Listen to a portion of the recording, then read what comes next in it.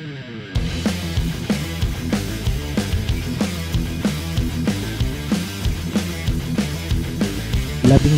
ang lamang ng mansalay sa pagpasok ng huling quarter.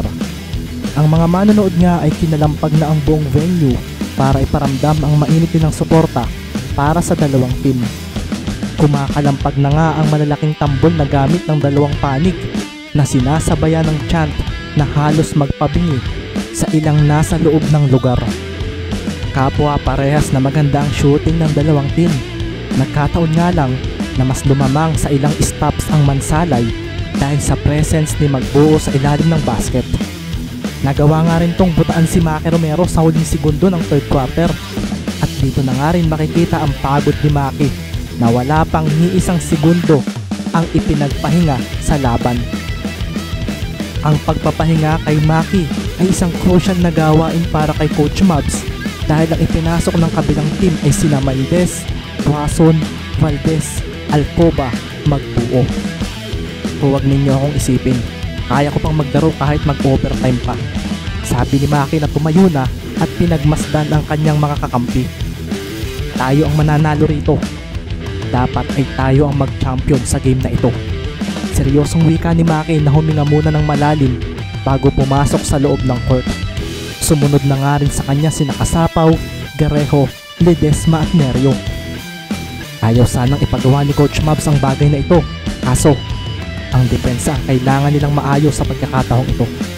Nilingon siya ng kanyang mga players at kasabay nito ay ang pagsenyas niya na agad namang nakuha ng mga ito. Sanauhan ngayon ng bola at si Kasapaw nga ang nagdala nito. Si Tuason ang bumantay rito habang si Ricky naman ay hinabol si Maki. Makikita na naman nga ang formation ng depensa ng mansalay kaso si Romero ay sa comfort area na niya tumakbo. Agad namang kumilo si Gerald at Mendez para rito. Kaso, kumawala naman si Garejo at dito na nga niya sinambot ang bolang ipinasa sa kanya ni Kasapaw. Mabilis na bumalik si Gerald at dahil dito ay naiwan si Maki kay Mendez. Si Nerio naman ay lumakad at dito na nga si Maki nag-cut sa depensa ng mansalay. Pagkakita naman ni Mendez doon ay hinabol agad niya ito. Kaso, na-delay siya sa screen ni Nerio. Si Alcoba naman at Magbuo ay naghanda at ngayon nga ay makikita rin ang pag-atake ni Garejo sa depensa ni Tuason na sa palagay naman daw niya ay kaya niya. Pasimple niya itong hinawi at dito naman si Maki lumitaw mula sa ilalim ng basket. Tumakbo ito at sa pagdaan nito ay siya namang pagtalikod ni Garejo kay Tuason. Napahabol si Carlo sa pasang iyon kaso bumigla ng pagtaliwa si Garejo at narito pa nga ang bola. Nalinlang niya ang kanyang defender at ang lumampas namang si Mendez ay napatingin na lang dito na makikitang walang takot na inatake ang basket. Hindi lang si Captain Maki ang dapat ninyong bantayan. Wika nga sa sarili ni Dexter at dito nga ay isang biglaang floater shot ang kanyang ginawa nang sabayan siya ni Magbuo. Naiiwas niya ang bola at kasabay ng pagdapag niya sa ibaba ay ang pagpasok ng bola sa basket. Napakuyom si Garejo at pinagmasdan ang kanyang mga kasamahan. Huwag nating hayaang masayang ang effort ni Captain Maki. Kakambak tayo at kukunin ang kampyonato. Bulalas ni Dexter. Isang malakas na oo naman ang tugon ng kanyang tatlong kasamahan. Kasabay nga ng pagbalik ng bola sa kalaban ay ang pagbibigay nila sa mga ito ng isang mahigpit na depensa. Pagkasampot naman ni Ricky ay dito na nga pinatikim ng nauhan ang isang full court defense. Si Mendez ay napaatras sa kanyang kuya Maki dahil sa masyadong agresibo nito. Naging si Gerald nga ay ayaw layuan ni Garejo. Sina Magbuo naman at Alcoba ay mabilis na tumakbo sa side ng mansalay. Kaso, hindi makatakas basta si Ricky sa kaniyang bantay. Agad niyang umatras si Ricky at kumuha ng duelo. Tiningnan din niya ang kanyang mga kakampi kung may pwedeng pasahan kaso mukhang handang mapagod hanggang maubos ang oras ang kanilang kalaban ngayon. Pumila nga bigla ang mga taganauhan dahil sa nagsimula ng mag-countdown ang kamay ng referee. Hindi pa kasi naiitawid ni Ricky ang bola sa gitna.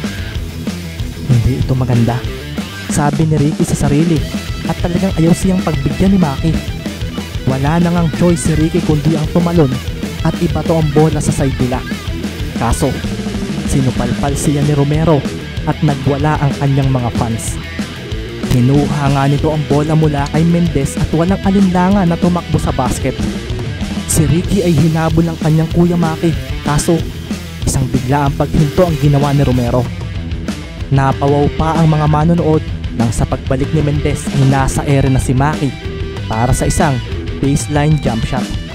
Hinalit ng bola ang basket at doon na nga kumawala ang nagwawalang crowd ni Romero at isang malakas na MVP chant ang maririnig sa loob. Si Coach Cervantes naman ay agad na sinigawan ng kanyang mga players na tumakbo at lumayo sa kanilang mga katapat.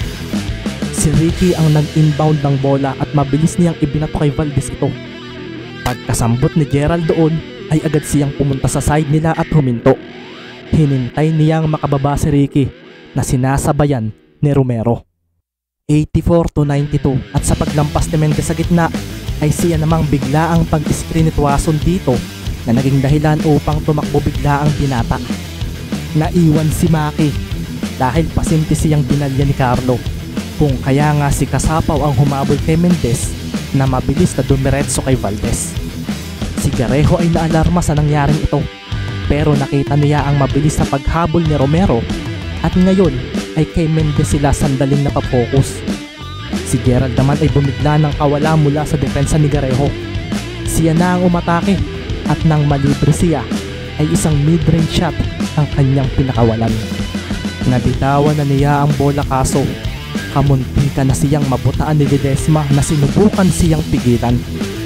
Medyo napalunok si Valdez sa pangyayaring iyon at naging dahilan ito upang magmintis ang kanyang jump shot.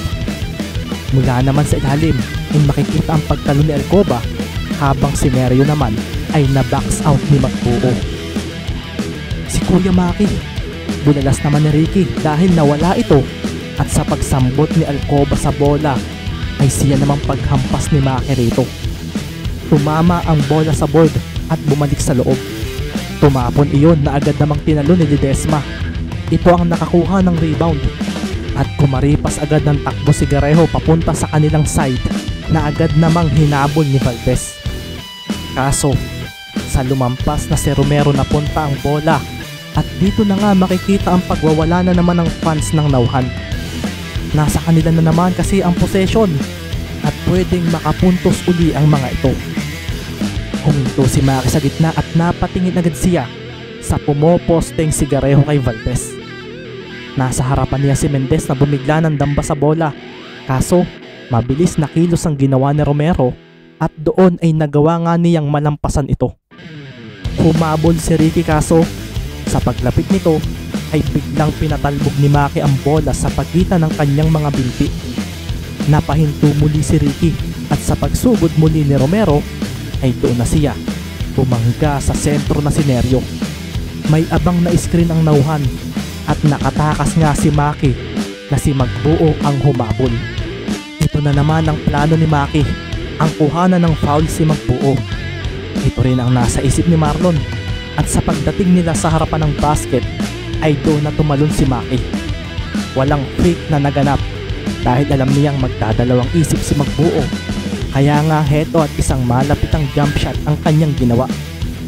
Pinataas niya ng bahagya ang bitaw sa bola kaso napaseryoso siya dahil naabutan pa rin ito ni Magbuo. Hinampas niya ito at sa kamay ni Garejo ito dumiretso. Walang sinayang na pagkakataon si Dexter at agad siyang umatras sa 3-point area. Pumorma siya na titira at tumalo naman bigla si Valdez. Kumagat ito sa fake at ngayon nga ay isang pagtiwas ang ginawa ni Dexter at doon na nga niya pinakawalan ang press na nagbigay lalo ng pag-asa sa mga taga-Nauhan sa isang malupit na comeback.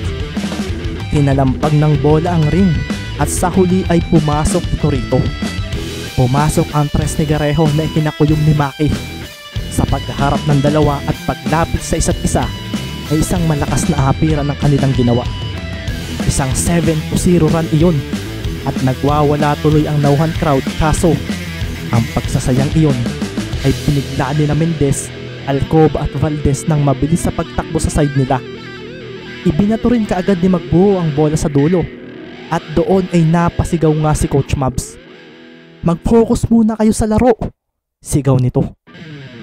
Oo nga, nasambit ni Maki at kumaripas agad sila ng takbo ni Dexter. Si Mendez ang sumambot sa bola at dito nga ay bigla siyang tumalon papunta sa basket at ibinato pataas ang bola. Paglapag ni Mendez sa ilalim ng basket ay doon naman lumitaw si Valdez at sinambot ang bola at idinaktak ito. Isang highlight play ang pumutol ng run ng Nauhan at si Maki ay napakuyong sa nangyari. Kasalanan niya raw kaya ito nangyari. Dahil tuloy rito, kaya agad niyang hiningi ang bola mula sa nag-inbound na si Garejo. Napaseryoso pa si Maki nang bigla siyang harangan ni Mendez at dito nga ay mababa niyang pinatalbog ang bola. Kumpiyansa si Romero sa kanyang ball handling at nang magsala ang paghabol ni Mendez ay dito na nga siya bumigla ng dribble sa bola papunta sa kanyang likuran. Pinapunta niya ito sa kanyang kaliwang palad na sinabayan niya ng pag-abante. Isang behind the back crossover iyon at dito nga ay napaseryoso ang mga manonood dahil si Ricky ay bumigla ng litaw sa kaliwang panig ni Romero. Ang bilis noon at habang pinapatalbog ni Maki ang bola ay doon na nga gumalaw ang kamay niya. Kapwa nagdilim ang paningin ng dalawa. Inagaw ni Ricky ang bola at iniiwas naman ito ni Maki. Sumablay ang galaw ng bola nang magkasabay silang dalawa. Tumalbog iyon at lumayo sa dalawa na naggitgitan sa paghabol dito. Akin niyan, bulalas ng dalawa kaso si Maki ang nakakuha at gamit ang isang kamay ay isang malakas na bounce pass ang kanyang pinakawalan. Dumiretso ito kay Garejo na biglang ibinato ang bola sa basket dahil bumigla ng marahang spin move si Nerio sa sinandalan nitong si Magbuo. Tumalon siya sa basket at isang follow-up shot ang kanyang ginawa. Kaso sumablay iyon at si Alcoba nga ang nakakuha ng rebound. Sayang iyon dahil ang ganda ng play kaso nakaramdam ng alangan si Nerio dahil binulada siya ni Magbuo. Mabilis na pinatalbog ni Alcoba ang bola at siya na ang nagtawid ito sa gitna. Hinabol naman agad siya ni Kasapaw at si Maki at Ricky nga ay nagpakiramdaman. Si Valdez naman ay bumigla ng hawi kay Garejo. 6 naman lalaro ang mabilis na nakababa sa side ng Mansalay at sa paghinto ni Alcoba sa 3-point area ay bumigla siya ng pagpapakawala ng press na ikinaseryoso ni Coach Cervantes. Dapat daw ay ginamit muna ang oras. Sumablay ang press na iyon ni Alcoba at lumitaw sa ere si Romero para sa rebound. Pagtapag nga nito ay agad niyang ipinato ang bola kay Garejo. Kamuntikan na siyang maagawan ni Mendez. Napangiti na nga lang siya at bumigla ng takbo. Paglampas ni Maki sa gitna ng court ay agad niyang hiningi ang bola kay Garejo. Kalma lang, huwag tayong magmadali.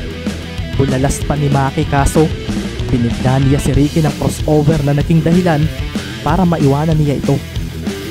Nautakan na naman ako ni Kuya Maki, sabi ni Mendez sa sarili. Tumakbo nga siya at hinabol ito kaso bigla itong tumalon at ibinato ang bola sa ilalim ng basket. Balak ni Alcoba na mag-help defense kaya naman ipinasa niya ang bola kay Ledesma. Tumalon agad ito kaso isang fake lang iyon para palapitin si Magbuo. Naiwan si Nerio at doon na nga gumawa si Ledesma ng extra pass papunta rito.